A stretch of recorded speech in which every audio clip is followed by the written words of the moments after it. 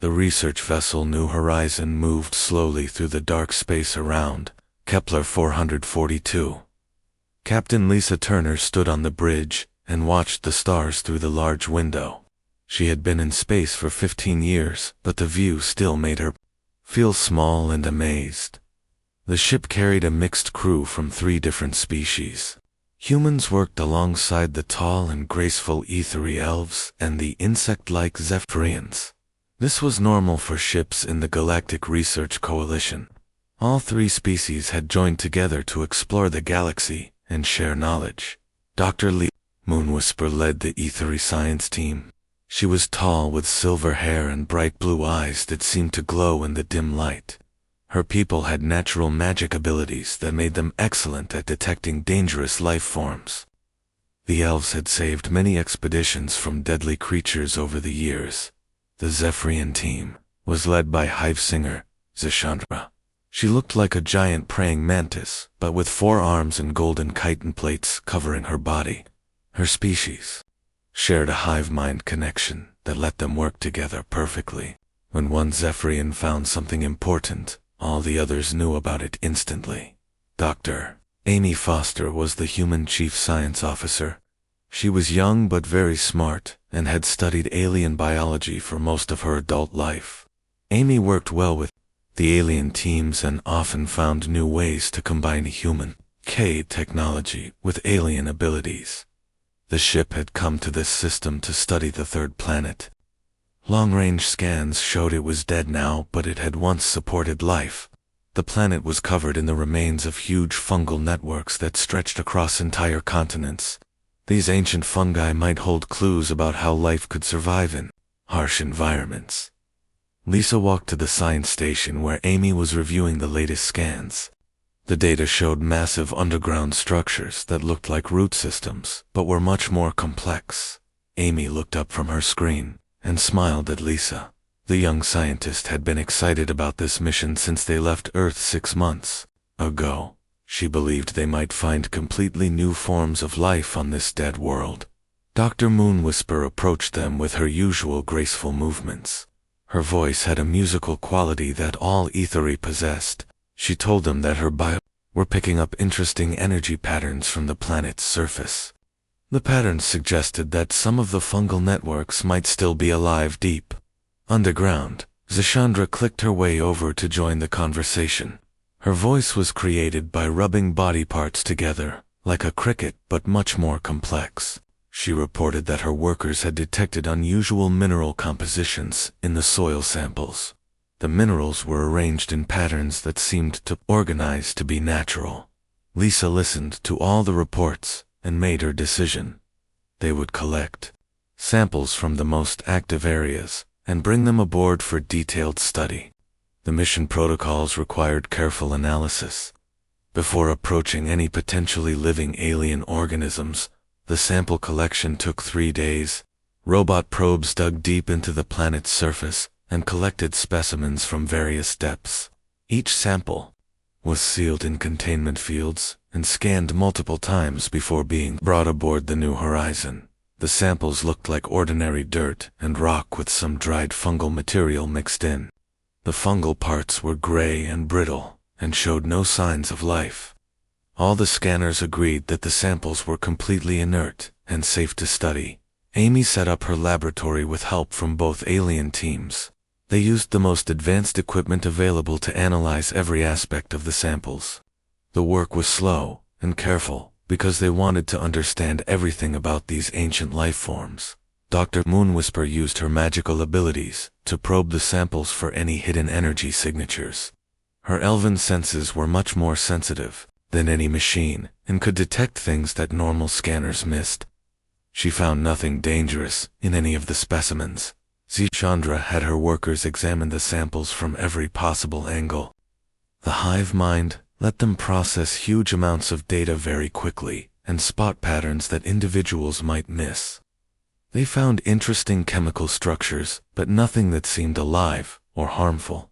For 2 weeks, the teams worked together and shared their findings.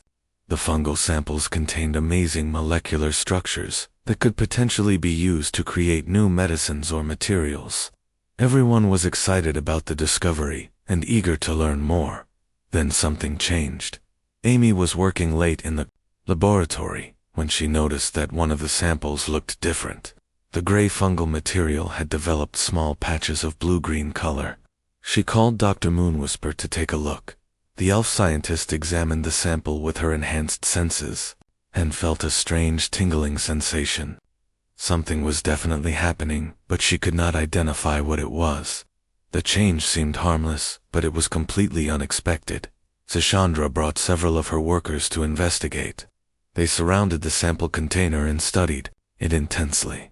Through their hive-mind connection, they shared observations and theories about what might be causing the color change. Within hours, more samples began showing the same blue-green patches.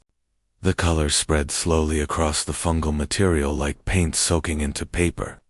All the containment fields remained intact and no dangerous readings appeared on any of the monitors. Ami took detailed readings of the changing samples. The chemical composition was shifting in ways that should have been impossible for dead organic matter. New molecular structures were forming and the material was becoming more complex rather than breaking down. Dr. Moonwhisper felt increasingly uneasy as she watched the changes. Her magical senses were detecting something new, but she could not understand what it was. The energy patterns were unlike anything in her species' long experience with dangerous life forms. The first sign of real trouble came when one of the Zephyrian workers suddenly stopped moving. Sashandra tried to contact the worker through their hive mind, but received no response. The worker just stood perfectly still, like a statue. More workers began freezing in place over the next few hours. Each one simply stopped whatever they were doing and became motionless. Sashandra could feel their minds going silent one by one, and she began to panic. Dr. Moonwhisper was the first of the elves to show symptoms. She complained of feeling dizzy and weak. Her normally bright blue eyes became dull and unfocused. Other ethery crew members soon reported similar problems. Amy realized that something from the samples was affecting the alien crew members. She immediately sealed all the sample containers and activated emergency quarantine protocols, but it was already too late. The blue-green fungal material had somehow become airborne despite all the containment measures. Microscopic spores were spreading through the ship's air system faster than the filters could clean them out within 6 hours. Every ethery crew member was dead. Their bodies simply dissolved into glowing dust that scattered in the air recycling system. Dr. Moonwhisper died while trying to cast a protective spell, but her magic had no effect on whatever was killing her people. The Zephyrians lasted longer, but died just as horribly. Their hive-mind connection became a pathway for the deadly spores to spread between them. Zishandra watched helplessly as her workers collapsed one by one until she was the last of her kind on the ship. Amy worked desperately to find a cure or treatment, but nothing helped. She tested every medicine and treatment protocol in the ship's database. The spores seemed to ignore all attempts to stop them and continued spreading through the alien crew members. The ship's AI calculated that the organism had a 100% fatality rate across all known species. It classified the threat as Class Alpha X, which meant it was dangerous enough to destroy entire civilizations. Lisa sealed herself on the bridge and recorded warning messages to send to Earth and the Coalition worlds. She expected to die like the rest of her crew, but wanted to make sure other ships would know about the danger. But hours passed and Lisa remained healthy. Days went by and she still felt fine.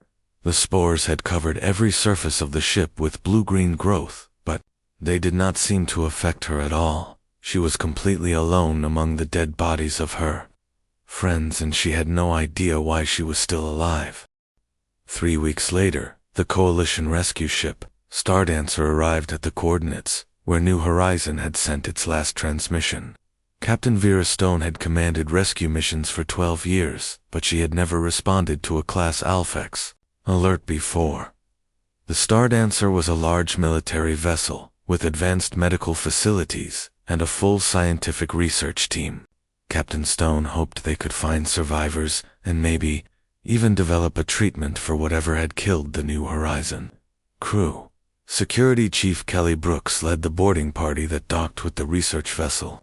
She was a tough Marine who had seen combat on 6 different worlds, but nothing had prepared her for what they found inside the New Horizon. The ship looked like it had been transformed into an alien garden. Blue-green fungal growth covered every wall and ceiling. The growth pulsed with soft light that created strange shadows in the corridors. The air itself seemed thick and heavy with floating spores. Kelly and her team wore full environmental suits, with independent air supplies. Their scanners showed dangerous levels of unknown biological agents throughout the ship. Each step forward felt like walking into a tomb. They found the bodies of the alien crew members first. The ether had been reduced to piles of glowing dust that scattered when the boarding party walked past. The Zephyrian workers were still in the positions where they had died, but their bodies had been hollowed out and filled with fungal material. Dr. Alina Cross was the chief medical officer aboard the Stardancer.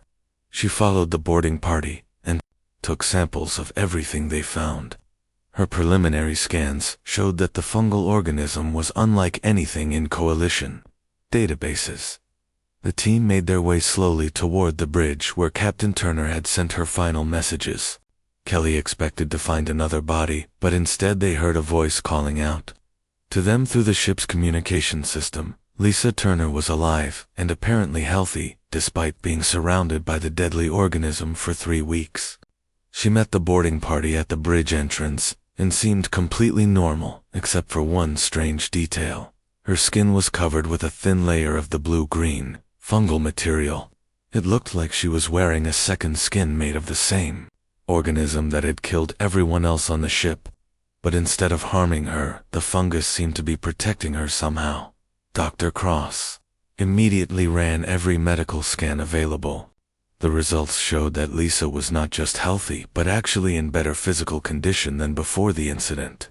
Her immune system was stronger, and her cellular regeneration was happening at twice the normal rate. The fungal layer on her skin was not growing randomly like it did on the ship's walls. Instead, it formed complex patterns that seemed to respond to Lisa's movements and emotions. When she was calm, the patterns glowed softly, but when she became excited, they pulsed brighter. Kelly and her team escorted Lisa back to the Stardancer for a detailed medical examination. The entire rescue ship was put under quarantine protocols to prevent the spread of the organism. Nobody wanted to risk another outbreak, like the one that had killed the New Horizon crew. Coalition Admiral Beth Hamilton arrived 2 days later with a fleet of research vessels and medical ships. She had been fighting dangerous alien organisms for 20 years and had never seen anything like the reports from New Horizon. Dr. Nova Clark was the Coalition's leading expert on xenobiology and infectious diseases. She had studied every known pathogen in the galaxy and written the protocols for dealing with Class Alpha X threats. But Lisa Turner's condition challenged everything she thought she knew. The fungal organism had bonded with Lisa's human biology in a way that seemed impossible. Instead of destroying her cells like it did with other species, the organism had formed a symbiotic relationship. It was protecting her from radiation and toxins while enhancing her natural healing abilities. Dr. Clark ran tests for 2 weeks, but could not explain how the symbiosis worked. The organism responded to Lisa's thoughts and emotions as if it could read her mind. When Lisa concentrated on moving her arm, the fungal patterns would shift to support the movement. Admiral Hamilton wanted to keep Lisa in quarantine indefinitely for study, but Lisa had other ideas. During her 3 weeks alone on New Horizon, she had experienced strange dreams and visions that seemed to come from the organism itself. The dreams showed her images of the dead planet, where they had collected the samples. But in the dreams, the planet was alive and covered with massive cities built from living fungal material. Strange beings that looked like a cross between plants and animals moved through the cities and tended to great machines that reached up into space. Lisa began to understand that the organism was not just a random infection. It was some kind of test created by an ancient civilization. The beings in her dreams had left the organism behind as a way to judge other species that might find their world. Every species that encountered the organism failed the test by fighting against it or trying to destroy it. But humans were different because they had a natural ability to adapt to new situations. Instead of fighting the organism, Lisa had unconsciously accepted it and formed a partnership. The partnership gave her access to knowledge that had been stored in the organism for millions of years. She learned about technologies that could manipulate matter at the molecular level and energy sources that could power entire star systems. But the most important thing she learned was that the galaxy was in danger. Something was coming from outside known space that would destroy all life unless someone was prepared to fight it. The ancient civilization had faced the same threat and transcended to a higher plane of existence. But not before preparing a test for their successors. Lisa tried to explain all of this to Dr. Cluck and Admiral Hamilton, but they found it hard to believe. The story sounded like the fantasies of someone who had been isolated too long and was suffering from psychological stress. Captain Stone was more willing to listen to Lisa's claims. She had commanded ships on the frontier for many years and had seen things that the coalition science community refused to accept. She believed that Lisa might be telling the truth about the ancient test. Dr. Krauss supported Lisa's story with her medical findings.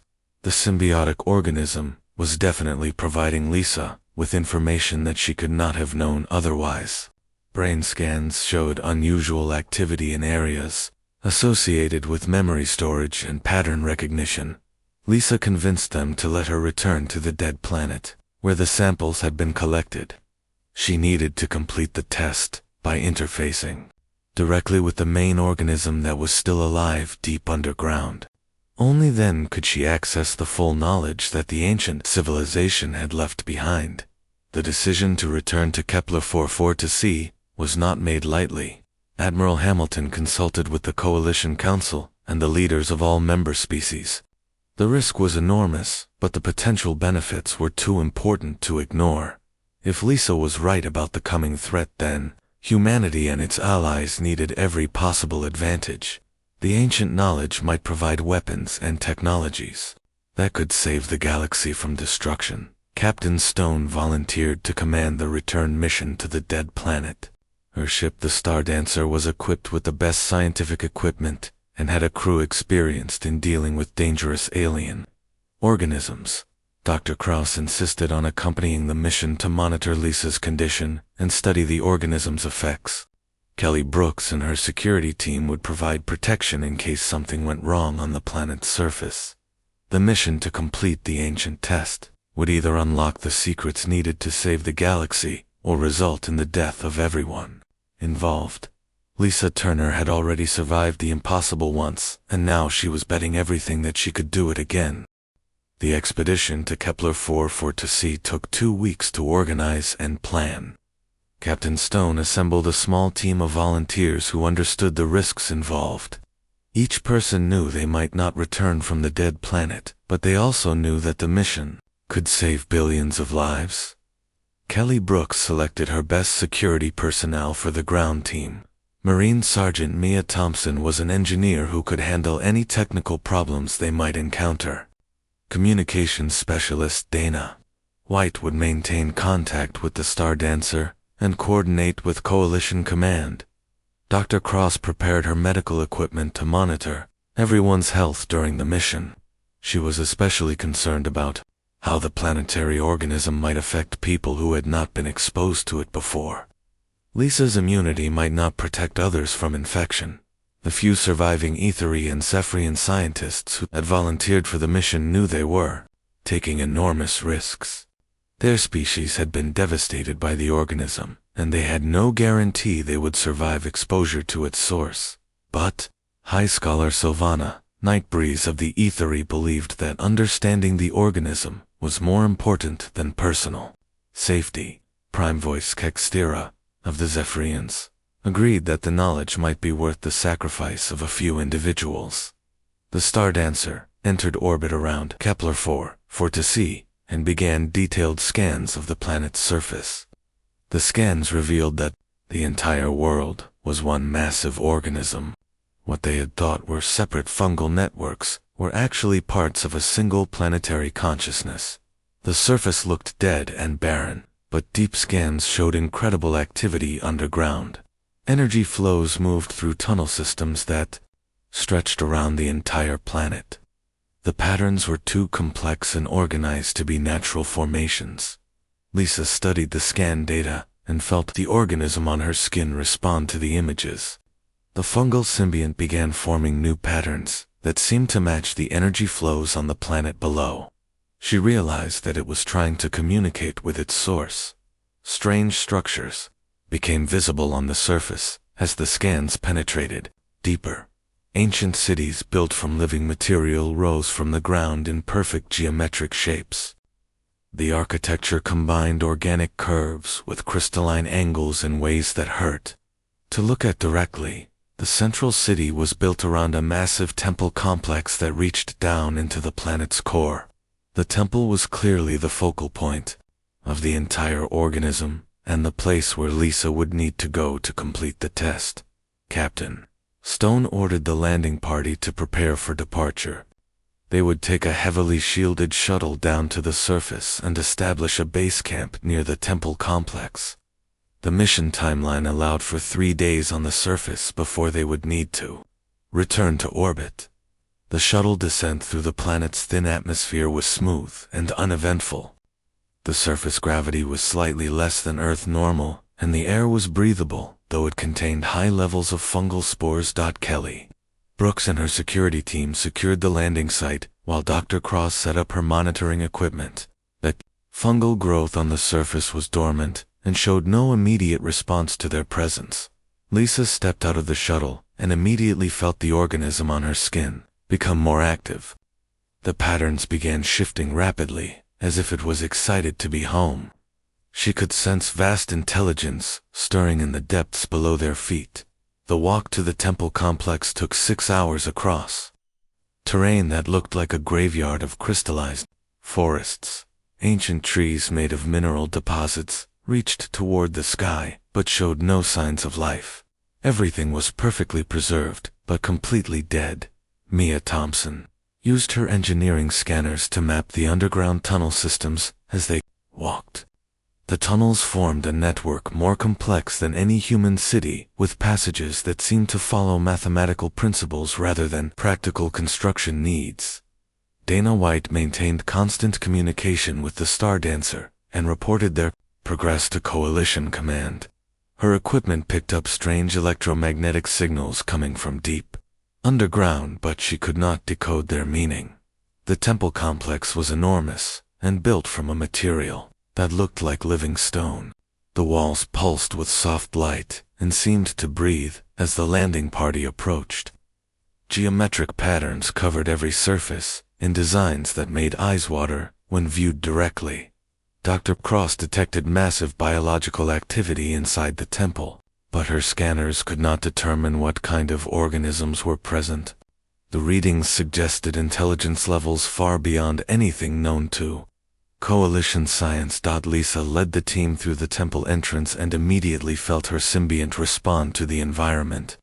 The fungal patterns on her skin began glowing brighter and forming shapes that matched the temple architecture. The interior corridors were filled with a soft mist that sparkled with tiny lights.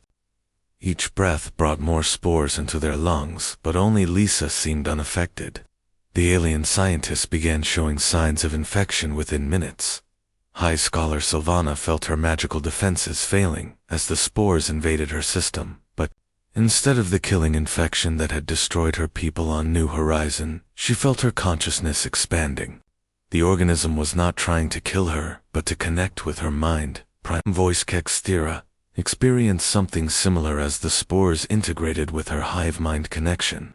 Instead of pain, she felt new thoughts and memories that did not belong to her species.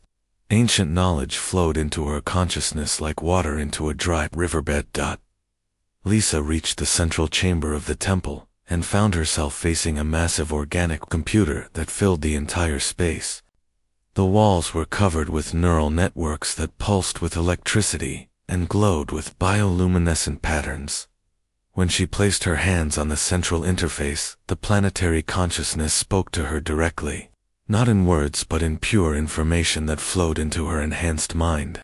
She learned the true history of the galaxy and the terrible threat that was approaching. The predecessors had been a species that evolved beyond physical form millions of years ago. They had faced an invasion by entities from outside reality itself, beings of pure entropy that consumed entire universes and left nothing but void behind them. The predecessors had fought these void seekers for thousands of years before realizing that physical resistance was useless. The entities existed partially outside normal space and time, and could not be destroyed by conventional weapons. The only way to fight the void seekers was to evolve beyond physical limitations. The predecessors had transcended to a higher plane of existence, but they knew the entities would return when the galaxy had recovered enough to be worth consuming again. The organism that had tested Lisa was actually a gift from the predecessors. It was designed to enhance any species that proved worthy by giving them abilities that could function across multiple dimensions. But the enhancement required a species with the perfect combination of adaptability and determination. Hundreds of species had failed the test over millions of years. They either fought the organism and died, or accepted it, but could not handle the mental changes required. Humans were the first species to pass, because they were naturally good at adapting to impossible situations. The knowledge download continued for hours, as Lisa learned about technologies that could manipulate the fundamental forces of reality, weapons that could wound the void seekers, and defenses that could protect entire star systems from their entropy attacks. But the most important revelation was that the enhancement process could be shared with others. Lisa could transfer the symbiotic organism to other humans and create a force of enhanced defenders. The process would be voluntary, but irreversible. Those who accepted the enhancement would become something more than human. But they would retain their essential humanity. They would become the guardians that the galaxy needed to survive the coming invasion. As the knowledge transfer completed, Lisa felt the weight of responsibility settling on her shoulders. She had the power to save the galaxy, but she would need to convince others to join her in this transformation. The early warning systems left by the predecessors were already detecting the first scouts of the Void Seeker fleet at the galaxy's edge. The invasion would begin within months, and humanity had very little time to prepare. Lisa gathered her team and began the journey back to the shuttle. She carried within her mind the complete technological heritage of the most advanced civilization in galactic history. Now she had to figure out how to use it to save everyone she cared about from an enemy that had destroyed countless worlds before. The test was complete, but the real challenge was just beginning. The return to human space took 3 weeks, during which Lisa worked to understand the vast knowledge now stored in her enhanced mind. The predecessor technology was so advanced that even her improved consciousness could only access small portions of it at a time. Captain Stone watched with concern as Lisa spent most of the journey in a trance-like state. Her symbiotic organism had grown more complex and now covered most of her body in intricate patterns that shifted constantly. She looked less human each day, but her personality remained unchanged. Dr. Cross monitored Lisa's vital signs and brain activity throughout the journey. The readings showed that Lisa's consciousness was operating on levels that should have been impossible for any known species. Her neural patterns had become as complex as those of an entire Zephyrian hive mind. When they reached Earth orbit, Admiral Hamilton was waiting with representatives from the Coalition Council and the Earth Alliance government. President Rebecca Martinez had called an emergency session to hear Lisa's report about the ancient threat. The meeting took place aboard the orbital station Unity, where leaders from all major human colonies could participate via quantum communication. Defense Secretary Charlotte Lewis had reviewed the preliminary reports and was skeptical about the claims of an invasion from outside reality. Lisa presented her findings to the assembled leaders with support from Captain Stone and Dr. Cross. She explained about the predecessor civilization and the enhancement process that could prepare humanity for the coming war, but her story sounded impossible to most of the people listening. Senator Maria Rodriguez demanded proof that the enhancement was safe before any human citizens were exposed to the organism. She had read reports about what happened to the alien crew members of New Horizon and feared that Lisa might be suffering from some kind of infection-induced delusion. General Susan Clark supported the senator's concerns and argued that the military could not accept an enhancement process that might compromise human judgment or loyalty. She pointed out that Lisa's appearance had changed dramatically and questioned whether she was still truly human. President Martinez listened to all the arguments, but was most influenced by the early warning data that Dr. Cross had collected on the dead planet. Long-range sensors were detecting anomalous readings at the galaxy's edge that matched the predecessor descriptions of Voidseeker scout ships. Admiral Hamilton broke the deadlock by volunteering to undergo the enhancement process herself. As a coalition officer, she had authority to make decisions about experimental procedures, and she believed that the threat was real enough to justify the risks.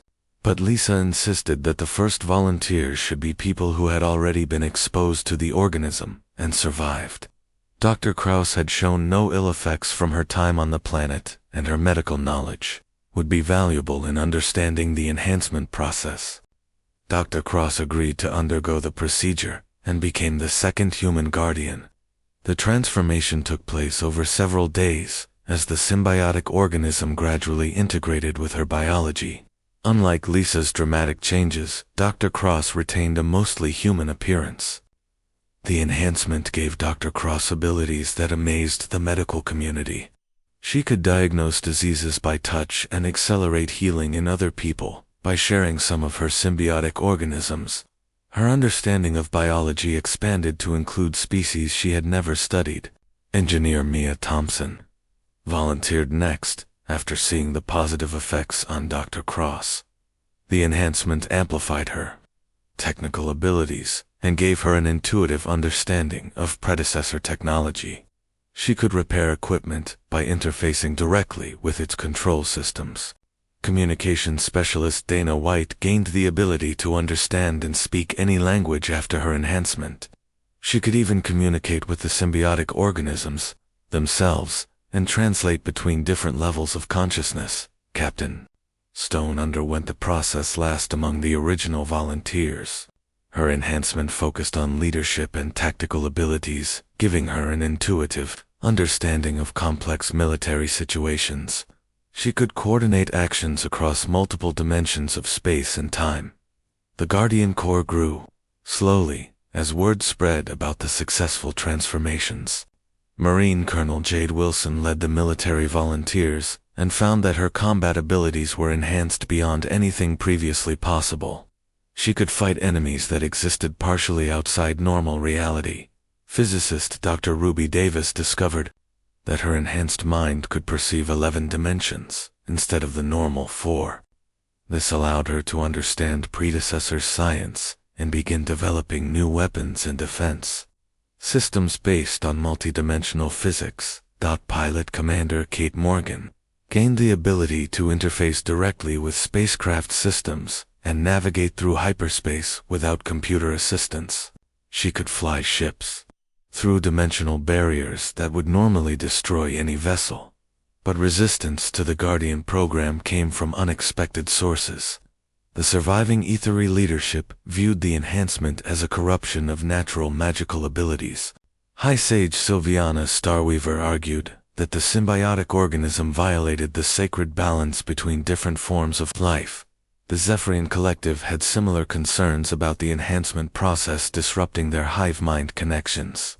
Prime Singer Vexthella declared that individual enhancement was contrary to their species' fundamental principles of collective consciousness. Political opposition on Earth grew stronger when Senator Rodriguez proposed making the Guardian enhancement mandatory for all military personnel. She argued that humanity needed every possible advantage against the approaching threat, and that voluntary participation was not sufficient. General Clark opposed mandatory enhancement on the grounds that it violated basic human rights and military ethics. She believed that forcing soldiers to undergo irreversible biological changes was fundamentally wrong regardless of the potential benefits. The debate split human leadership just as long-range sensors confirmed that multiple Void-Seeker entities had breached the galactic perimeter. The first attacks came against remote outposts in the Vega system, where entire colonies simply vanished without leaving any trace. Coalition fleets, dispatched to investigate, found only empty space where thriving worlds had existed days before. The attacking ships could not be detected by normal sensors, and seemed to phase in and out of reality at will. Lisa realized that the predecessors had been right about the nature of the threat. Conventional weapons and defenses were useless against enemies that existed partially outside normal space-time. Only the enhanced Guardians had any hope of fighting effectively against the Void-Seekers. The first successful engagement came when Captain Stone led a Guardian squadron against Void-Seeker scouts near Proxima Centauri. The enhanced pilots could perceive the enemy ships across multiple dimensions and target them with weapons that functioned on similar principles. The victory proved that the Guardian enhancement was humanity's only hope for survival, but it also demonstrated how few enhanced individuals were available. The Guardian Corps numbered only in the hundreds, while the approaching invasion force contained thousands of Void-Seeker entities. Admiral Hamilton made the difficult decision to open the enhancement process to volunteers from all coalition species. The alien governments that had initially opposed the program now requested access for their own people as the scale of the threat became clear. High Scholar Sylvana was among the first Etheri to volunteer for enhancement after her people's colonies began disappearing.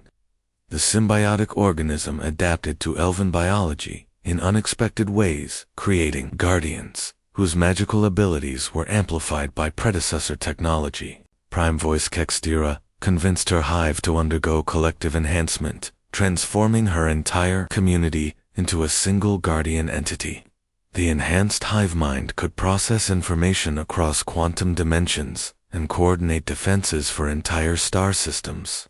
Dr. Davis worked frantically to develop new weapons based on her enhanced understanding of multidimensional physics. The reality-anchoring devices she created could prevent Void-Seeker ships from phasing out of normal space and escaping conventional attacks. Colonel Wilson trained Guardian Marines in combat techniques that worked across multiple planes of existence. The enhanced soldiers could follow enemy forces into dimensional spaces, where normal humans would be instantly destroyed. As the Guardian Corps expanded, Lisa found herself becoming the unofficial leader of humanity's defense against the Void-Seekers. Her connection to the planetary consciousness gave her access to strategic information that no one else possessed. But the real test would come when the main Void-Seeker fleet arrived at the Galactic Core. The entities planned to consume the central black hole that anchored local space-time, and Lisa knew that stopping them would require abilities that even the Guardians had not yet developed. The enhancement process had given humanity hope, but the final battle would determine whether that hope was justified, or if the galaxy would join the countless others that had fallen to the Void-Seekers throughout cosmic history. The main Void-Seeker fleet arrived 6 months after the first scout attacks. Their ships were massive constructs that seemed to be built from crystallized emptiness itself. They moved through space by unweaving the fabric of reality and reforming it behind them. Admiral Stone commanded the Guardian fleet from her flagship, the New Dawn.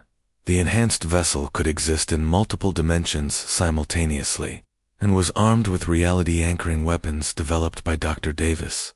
But even with these advantages, the Guardian forces were vastly outnumbered.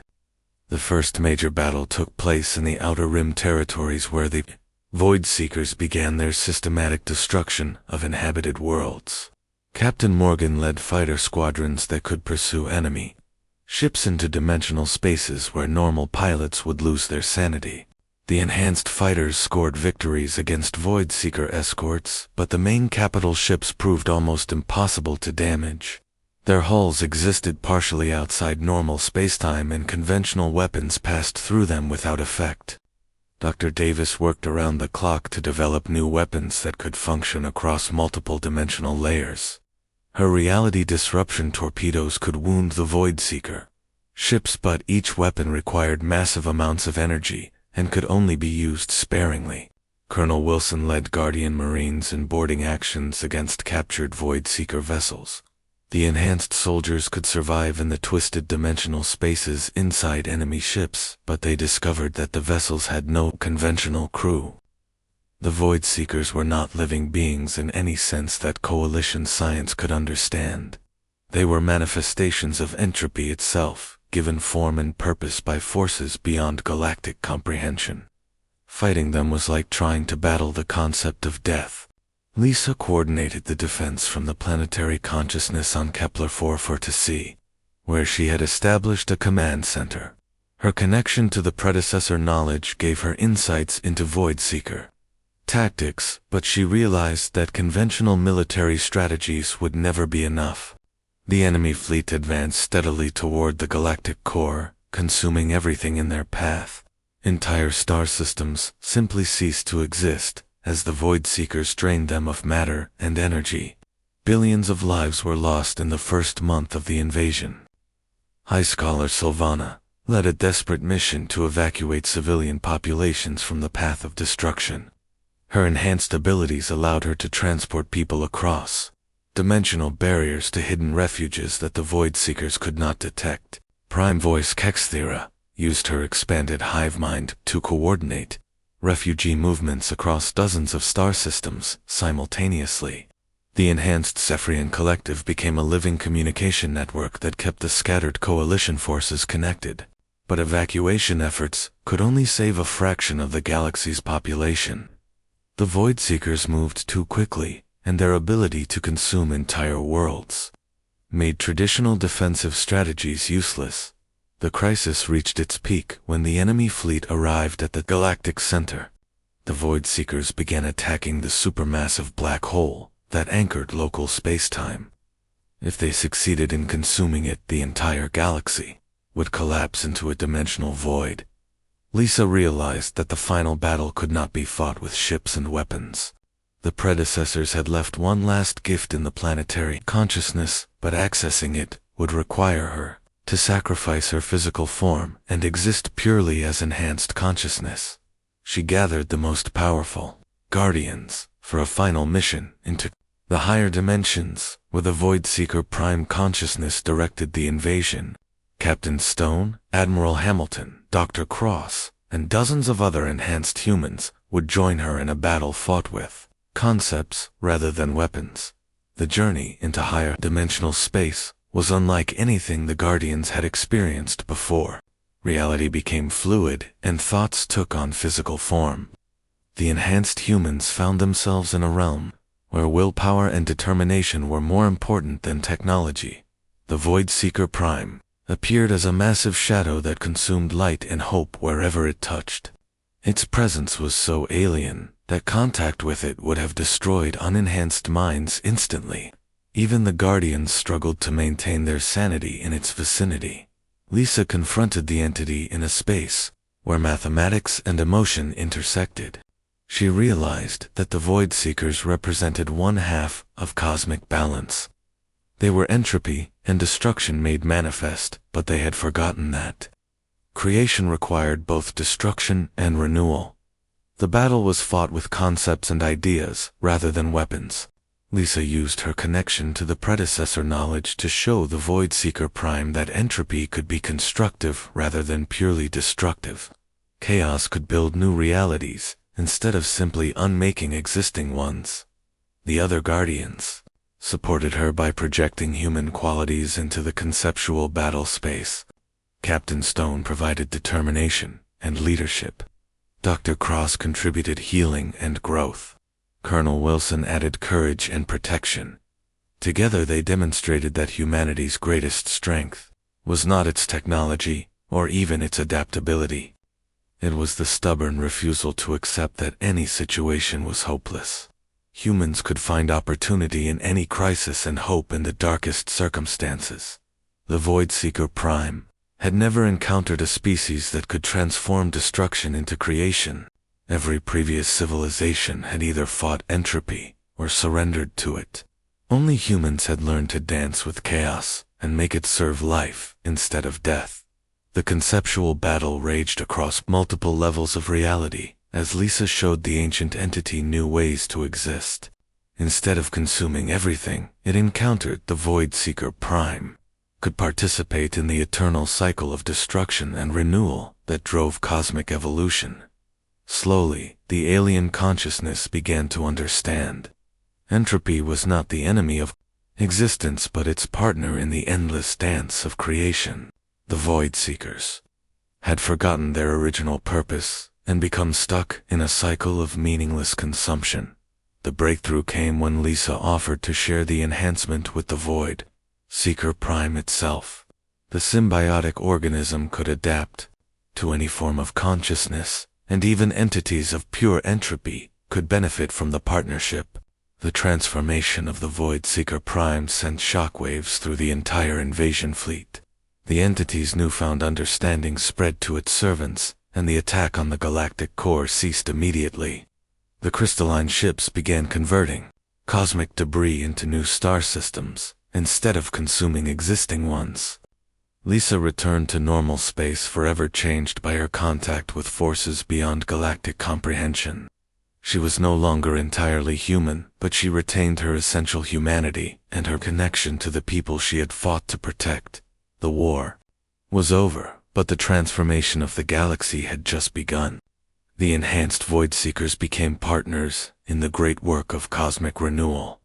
Their abilities to manipulate reality on vast scales would help rebuild the worlds that had been destroyed. The Guardian Corps evolved into an organization that maintained balance between creation and destruction throughout the galaxy. Enhanced humans worked alongside transformed Void Seekers and ascending predecessor consciousnesses to guide cosmic evolution. When reporters asked Lisa how she felt about being the sole survivor of humanity's greatest test, she gave them the same smile she had worn when walking away from the New Horizon. It was the smile of someone who had faced impossible odds and decided to make the impossible possible. She had learned that for humanity there was no such thing as extinction, only transformation.